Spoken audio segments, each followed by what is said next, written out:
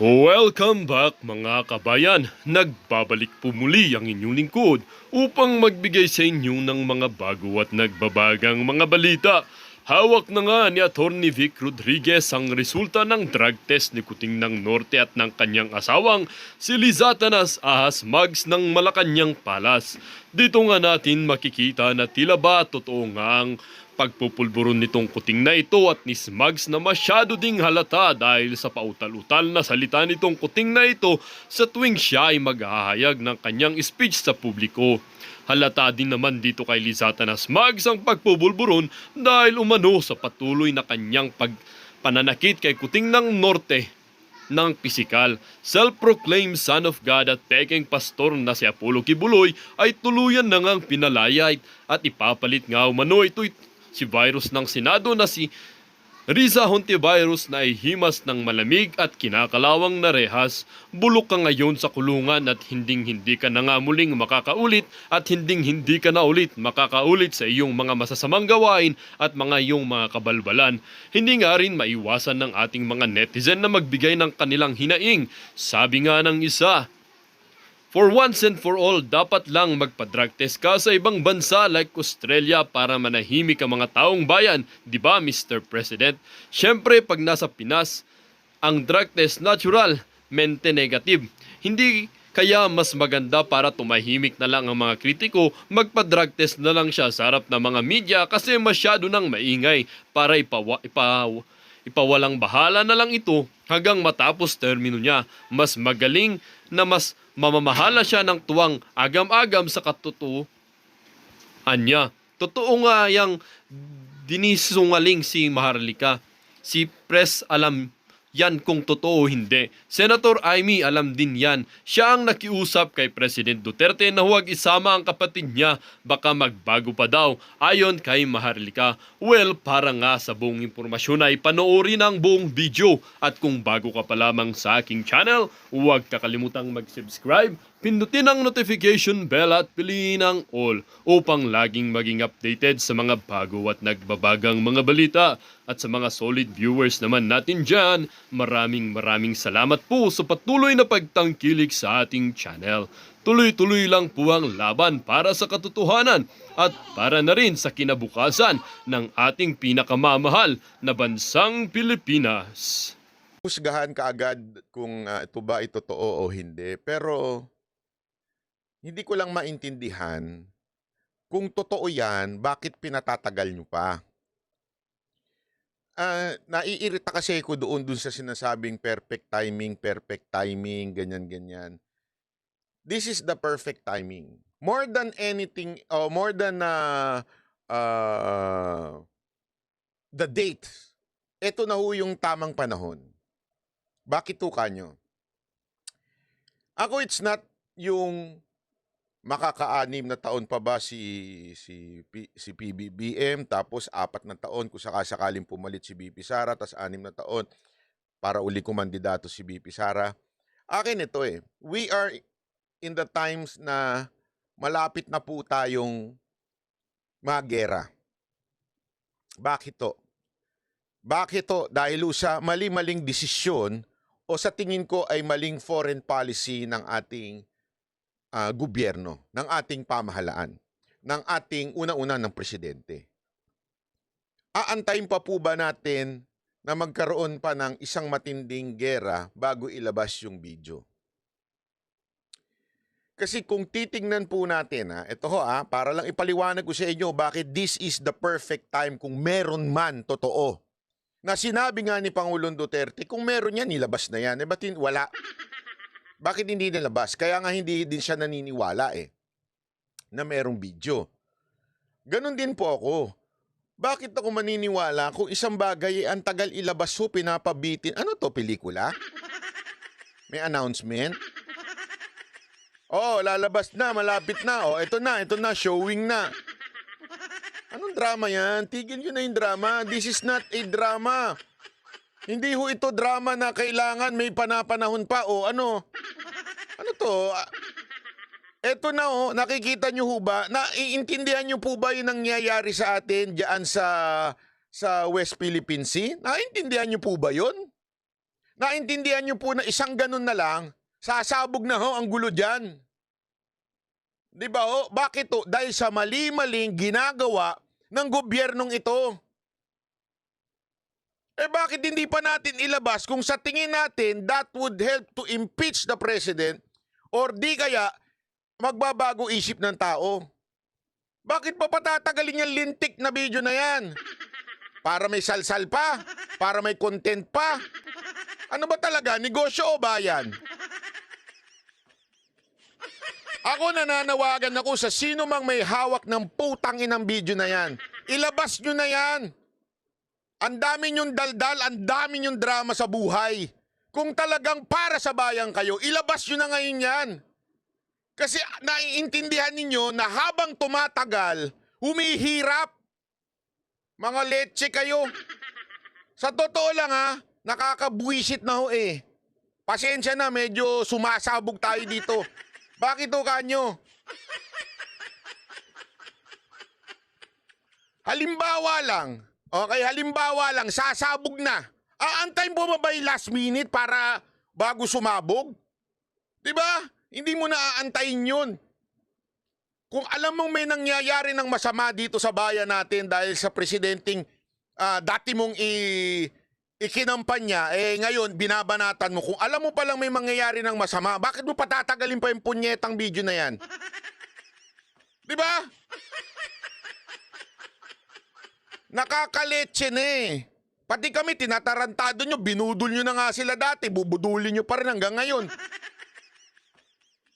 Pag yan hindi lumabas ng June ha, mga putangin na ninyo ha, sasabihin ko na sa inyo, mumurahin ko kayo araw-araw.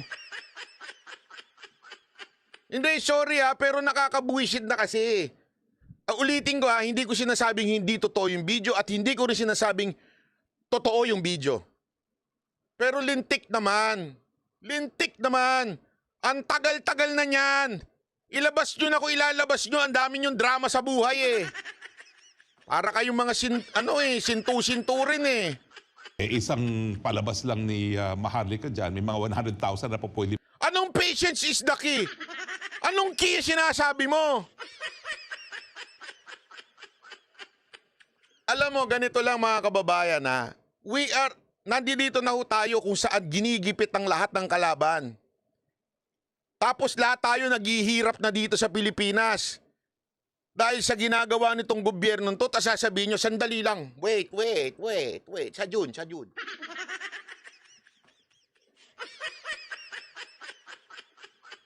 Parang, di ba yan nga example nga ni Boss Dada?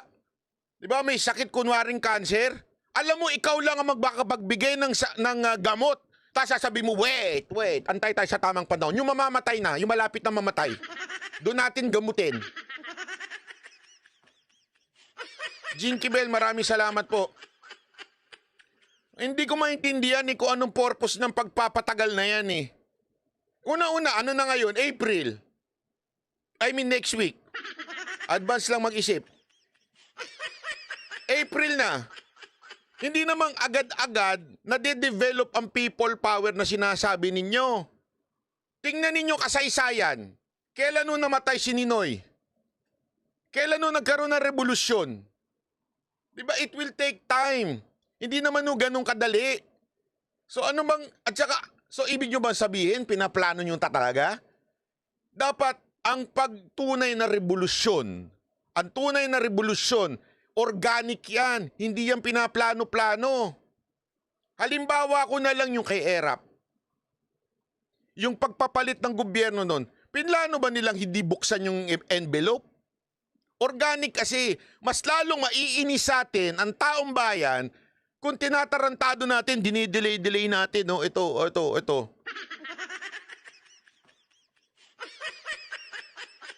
Tapos, ito na lang simpleng-simple. Kaya ako, baliwala sa akin yan Bakit?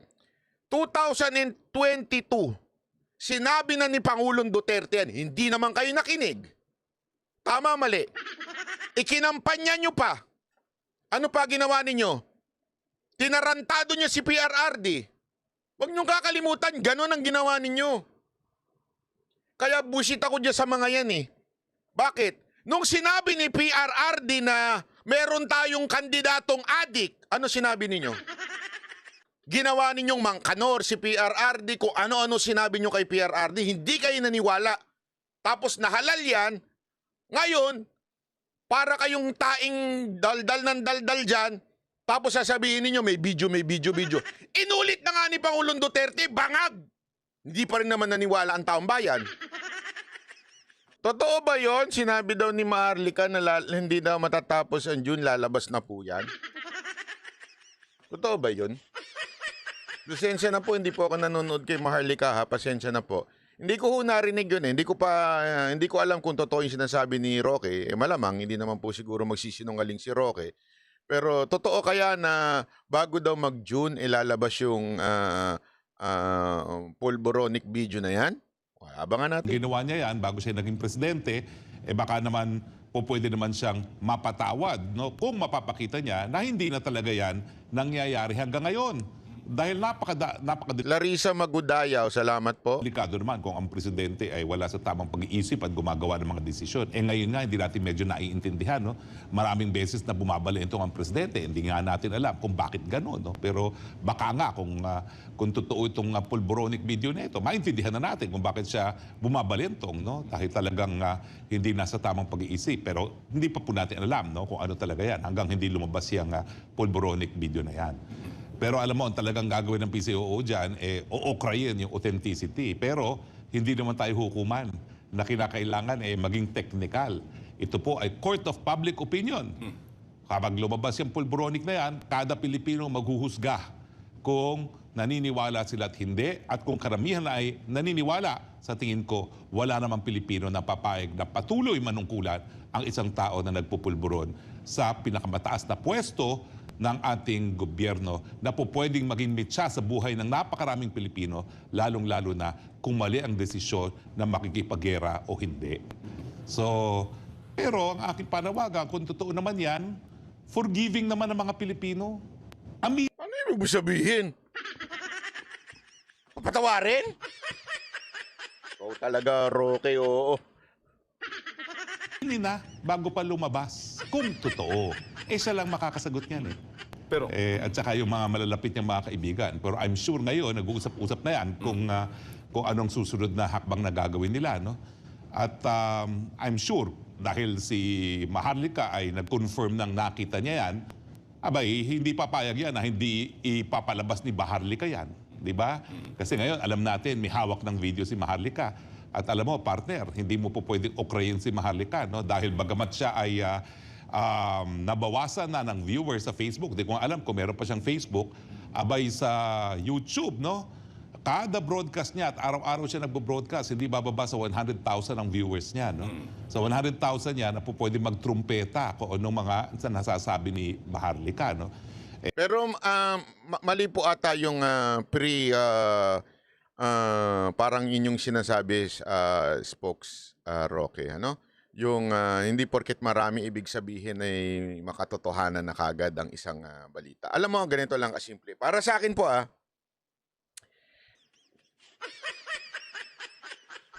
eto pasensya na ho, pero babasagin ko trip ninyo ha. Ang mga Pilipino, bulag. Yan ang totoo. Bulag ho tayo. Eto nga, lantaran na ginagago tayo sa insertion ng budget ng Congress. Ano? Tuwan-tuwa pa rin tayo. May nagtanong nga kanina sa akin, ano sa tingin mo, magtatagal pa ba itong gobyerno to? Oh, sa tingin ko, matatapos to. Bakit? Bulag ang Pilipino. Yan ang katotohanan. Bulag na, nagbubulag-bulagan pa. Kaya kahit ano pa lumabas dyan, wala yan.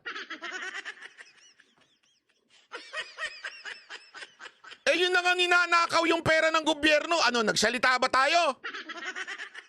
Nagrevolusyon ba tayo? Kaya nga sabi ko, saya mo kanina eh.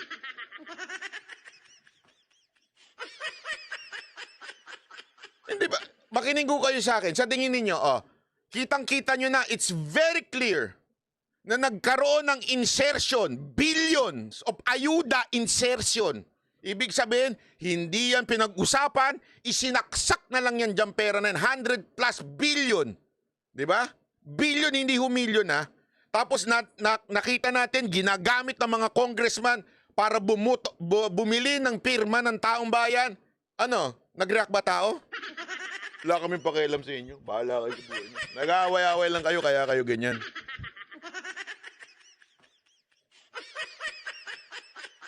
Tama, mali. Di ba ho? Meron pa nagsabi sa akin kanina, may hawak daw na na skandal yung mga military. Skandal daw nung isang opisyal, yung pinakamataas na opisyal. Tapos, lalabas din daw yun.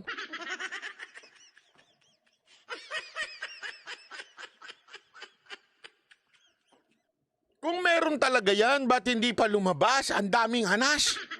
Dinaig nyo pa yung mga babaeng mga arte dyan na puro drama sa buhay.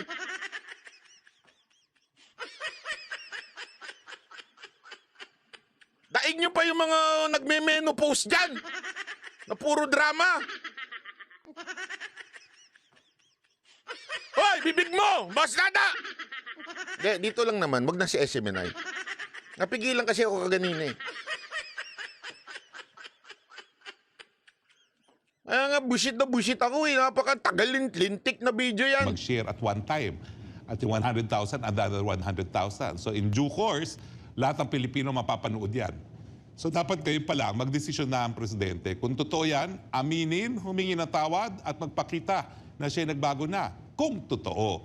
Kung hindi naman totoo, malalaman natin at lalabas talaga yan. The truth shall set him free. Pero mayayanig po talaga ang sambayanan kapag yung pulburonic video na yan ay napalabas. Madali lang naman patunayan, attorney, hindi ba? Sasailalim lamang ng isang drug test. Pero dapat yung the drug test ay may assurance na hindi rin mababago. Yun nga ang nakakataka kay Presidente kasi hindi niya inaddress yung issue. Ang sabi niya, naalala nyo, yung siya'y palipad sa isa sa, di ko na maalala kung saan, napakadami na niyang biyahe. Hindi ko maintindihan, why do we need to confirm it from the president? Alam mo, mali talaga eh. Pasensya na, pero mali talaga eh. Sa tingin nyo, yung mga follower ng presidente, hindi alam yan? Sa tingin nyo? It's a common sense. Very obvious. And yet, yung mga followers nagbibingi-bingihan. Malakas pa si PRRD nung sinabi niya yan during the election. Naniwala ba ang taong bayan? Ano reaksyon ng taong bayan? Wala.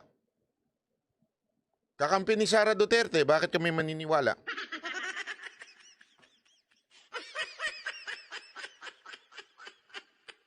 Di ba ho? Alam mo, gusto ninyo ng sikreto ng tunay na pagbabago? O gusto niyo ng para sikreto susi ng revolusyon na to? Walang iba kung hindi si BP Sara Duterte. Yun lang. Gumalaw lang si BP Sara Duterte tapos ang usapan. Yan video na yan. Kahit i-play mo pa ulit-ulit yan eh. Baka kasuhan lang yung nag-play niyan. Hindi. Totoo O sige, isinari natin. Lumabas yung video na yan. Sa tingin ninyo yung mga followers ng bulag, maniniwala? Sasabihin yan, edited yan eh. Matagal na yan eh. O ganito yan eh. Lahat ng palusot nandyan na. Hindi na kayo na... Kasi ang mga tanso, bulag na talaga yan. Sinabi na ng presidente natin si Pangulong Duterte, bulag talaga sila. Ang nasa isip nila, nandiyan si Sara Duterte. Bakit? Bakit? Kakampi ni Sara Duterte.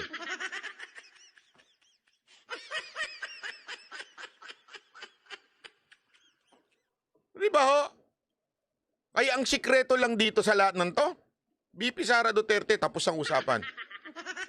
Iyan Nabi, maraming salamat. Ginawang ransom ang video pag nagbayad di lalabas. Hindi ako, ito lang Hindi ko naman sinasabing hindi totoo yung video. Hindi yan ang sinasabi ko. Hindi ko rin naman sinasabing totoo yan, ha? Whatever. Kung totoo yan o hindi totoo yan.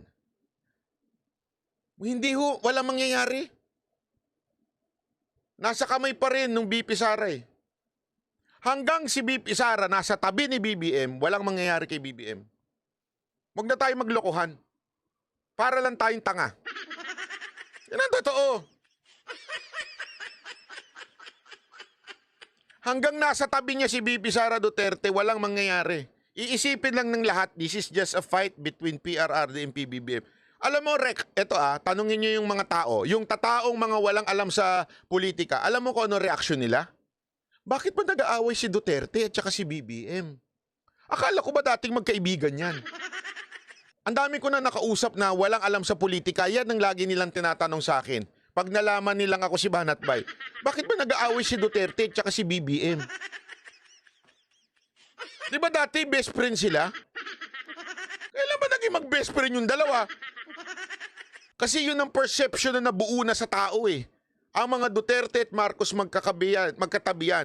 Kaya hanggang hindi kumakala si BP Sara Duterte kay PBBM, lahat ng ibabato ninyo walang kwenta. Maniwala kayo sa hindi. Ang ginawa nyo, pinrolong nyo lang, hinayaan nyo lang mangyari mga dapat mangyari, nagera na tayo ng China, wala na. Ba't hindi si Inday ang pagsalitain? Wala tayong magawa dyan. Di ko na masundan, no? Parang halos lahat ng bansa sa daigdig na bisita na niya. Pero anyway, nung isa sa paalis siya at siya nagkaroon ng press briefing bago umalis, sabi niya, kung maalala kong tama, I will not even dignify that with an answer. Naku, Mr. President naman, ang dami-dami nagsasabi naman talaga na may mga pagkakataon. Hindi, alam nyo kasi ito para lang sa kaalaman ninyo dapat kasi minsan lumalabas din tayo sa bubbles eh. Okay? Minsan may tendency we are living sa loob ng bubbles. Ano ho ibig sabihin nun? Kung ano yung usapan natin, parang tayo-tayo na lang lagi. Lubas tayo. Alamin natin ng sentimento ng mga wala sa politika. Yung walang pakialam kay Marcos, walang pakialam kay Duterte. Labas tayo kasi yung meron lang pakialam sa ganito.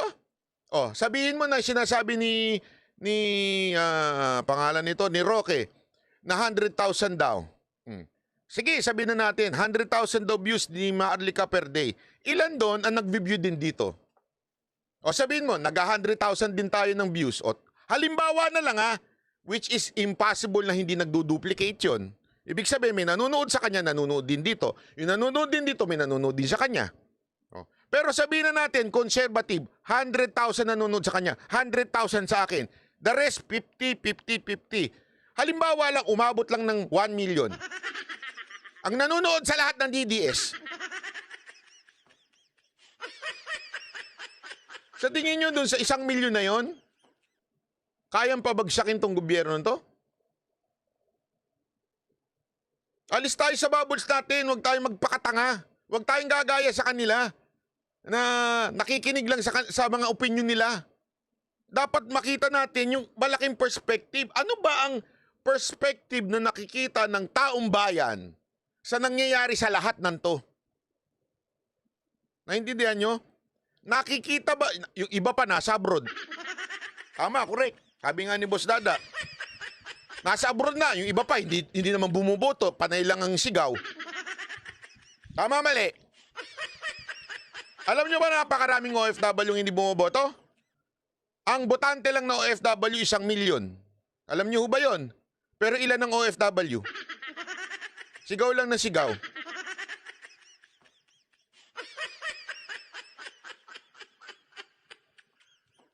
So anong ibig ko lamang pong sabihin? Labas ho tayo. Ano ho bang perspective ng ibang tao? Tandaan ninyo, hindi ho sapat yung video. To open the eyes of Filipinos, hindi ho sapat yung video. Maniwala ho kayo sa hindi. Kahit lumabas yung video na yan, ipupusta ko sa walang mangyayaring revolusyon. Hanggang hindi gagalaw yung mga taong dapat gumalaw. Yun ang katotohanan nun. Tanungin ko kayo. Sige, tanungin ko kayo. Sa tingin ninyo, eto lang sa tingin ninyo, hindi alam ni VP Sara Duterte yan? Sa tingin ninyo? Lilalapit ko pa. Di ba sinasabi nyo alam na ng mga sundalo yan? Alam nyo na pala bakit hindi kayo gumalaw? Di ba ang trabaho ninyo protektahan ng konstitusyon?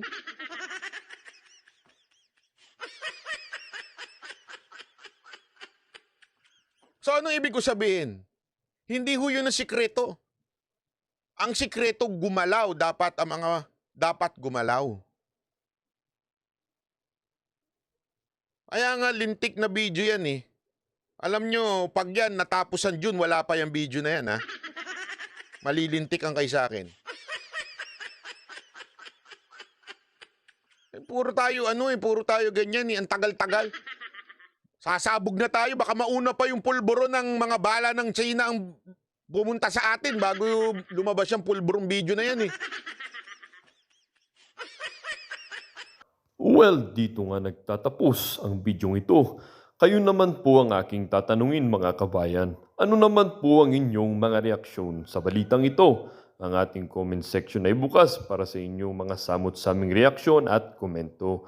Lagi niyo pong tatandaan na bilang isang mamamayan ng bansang Pilipinas at bilang isang butante at bilang isang matapat na mamamayan na nagbabayad ng buwis dito sa bansang ito ay kailangan din natin magsalita at mag-react.